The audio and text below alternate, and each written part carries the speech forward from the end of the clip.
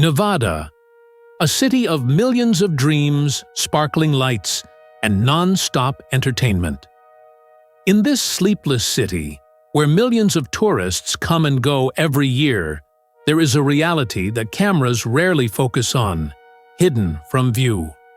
Behind the glitz of casinos and the hustle and bustle of tourism, the same streets become temporary homes for thousands of people.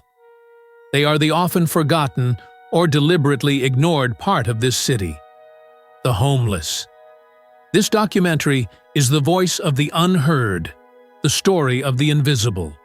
Let us open our eyes and ears. Let us see Nevada not only through its glittering facade, but also through its shadow-covered, often hidden true face. Today, over 9,000 people are homeless in Nevada.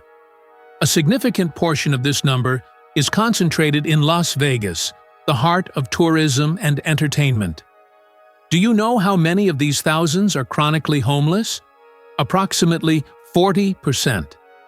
That means they've been living on the streets for over a year, or have returned to the streets multiple times. Who are some of these people? Parents who have lost their families, young people fleeing domestic violence, and war veterans struggling with past traumas. Behind each of them lie complex and intertwined causes: unchecked poverty, exorbitant rent hikes, inadequate mental health services, and insufficient social support. During the COVID-19 pandemic, Nevada's homelessness rate skyrocketed, deepening long-standing issues and reopening social wounds. Despite all efforts, the data shows that the crisis is far more extensive than it appears. Statistics may be just numbers, but behind each number is a face, a story, and a hope. Michael's resistance. The front lines of the sidewalks. Meet Michael. He is a 45-year-old man who has spent the past 5 years living on the streets of Las Vegas. Michael once had a stable job as a construction worker, a small family, and a modest home. However, when the economy took a turn for the worse, he lost his job and his home. Months passed, and he found himself living under a bridge, sharing a small tent with other homeless individuals. Michael's voice tells the story of waking up every day not knowing where he'll sleep, of how hard it is to keep hope alive. He speaks of the bone-chilling cold of winter and the scorching heat of summer that nearly causes him to faint. For him, the streets are not just a place to survive. They are a battlefield he must navigate with endless courage and determination. But despite all these hardships, Michael still had a simple dream: a small home, a steady job, and a chance to repair his relationship with his children, whom he had been separated from during these difficult times. Invisible chains, the complex causes of homelessness. What drove Michael and thousands like him into homelessness? The answer is not simple. One of the biggest factors is Nevada's housing crisis. Rent for homes and apartments has skyrocketed far faster than average incomes. Many working families are forced to sacrifice basic necessities just to afford the high rent. Another key factor is the lack of access to mental health and addiction services. Many homeless individuals also struggle with mental illness or addiction, but existing services are often limited and hard to access. Social systems also often fail to support those falling through the cracks, especially due to bureaucratic barriers and paperwork that make it difficult to receive assistance. Another important factor is stigma and discrimination. Homeless people are often looked down upon, even by their own communities, which increases their mental burden and isolation. All these factors combine to create a vicious cycle that is difficult to break. The gap between intent and reality. How does the system work? The government is not sitting idly by. On paper, Nevada's response to the homelessness crisis looks promising. Programs are being launched, funds are being allocated, and long-term plans are being discussed at official meetings. For example, The city of Las Vegas established the Courtyard Homeless Resource Center, a service center that provides temporary shelter, food, healthcare, and employment assistance. The goal is noble: to serve as a bridge between the streets and recovery. The state of Nevada has also channeled millions of dollars from post-COVID federal funds into emergency housing projects and provided funding to nonprofit organizations working directly in this area. Many projects have been launched using the Housing First approach. This approach places individuals in housing first and then provides other support such as counseling and job training. However, there is a gap between intentions and results. Many of these programs are understaffed and, in some cases, are not trusted by the people they are trying to help. Michael and others are not even aware of these programs. Information often does not reach the streets, and when they try to access help, the process is complicated, slow, and bureaucratic. Another contentious point is policies that seem punitive rather than helpful. For example, the anti-camping law enacted in downtown Las Vegas makes it illegal for someone to sleep in a public place, even if housing is available, which is often the case. Such policies push homeless people from sidewalk to sidewalk, from city center to suburb, from public view to the shadows, rather than solving the problem. It's not a solution, it's a displacement of the problem. While some city council members defend this policy on the grounds of safety and cleanliness, activists call it legalized social exclusion. Amidst all the efforts, a big question mark remains. Are we building a system that saves people? Or are we just suppressing the symptoms and making the world look less bad? Because real change doesn't come with budgets and press conferences. It comes with the courage to admit that the system needs to be fundamentally overhauled. Teresa's rebirth, a mother's unwavering faith. Her name was Teresa. She was 38 years old, a mother. She had been fighting for survival. 5 years ago, she was still working as a waitress in Henderson, Nevada. She would often come home with tired feet and a weary smile, but there was always enough food on the table and a bedtime story for her son Jaden. Life had never been easy, but Teresa lived believing that as long as she kept working, everything would be okay. Until one night, her husband came home angry and drunk, and the violence she had feared for so long finally happened. That night, she fled. She took 7-year-old Jaden with her. She didn't take much with her, just a small bag, a thin jacket, and an overwhelming sense of panic. They lived in their car for weeks. They slept in parking lots, taking turns staying awake.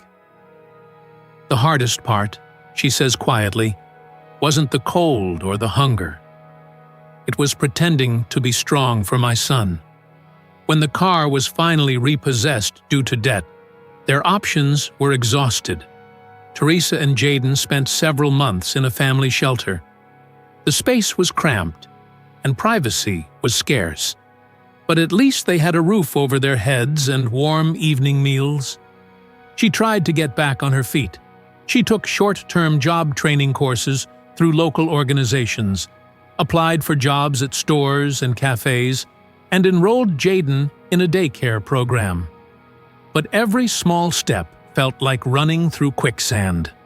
Rent was too high. Income was never enough.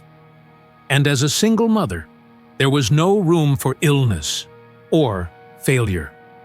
There were nights when Jaden fell asleep earlier than usual, and Teresa sat alone in the corner of the shelter bed, looking out the window and thinking, "Have I failed as a mother?" But inside, there was a fire that wouldn't die. She started speaking out in community forums, sharing her story not as a victim, but as a witness to an unjust system. "I'm not homeless because I'm lazy," she says. "I'm homeless because I tried to protect myself and my son." Today, Teresa lives in a subsidized apartment she obtained through a rapid rehousing program. She works part-time as a janitor at a local elementary school. Life is still tough, but her nights are now filled with something simple: reading Jaden a bedtime story. When asked what she has learned from all of this, Teresa smiles and says, "Everyone falls down. But that doesn't define who we are. What matters is whether the world gives us a chance to get back up." Hands of Hope, the community's unwavering light. Amid slow-moving systems and policies that often confuse more than they help, another force is emerging, one that doesn't wait for permission to care. In the corners of Las Vegas and the small towns of Nevada, grassroots communities and organizations are quietly working every day. Not with million-dollar budgets, but with an irreplaceable determination and compassion. Take Shannon, for example, a former homeless woman who now runs a mobile assistance program. She and her small team roam the streets, distributing water, food, and hygiene kits.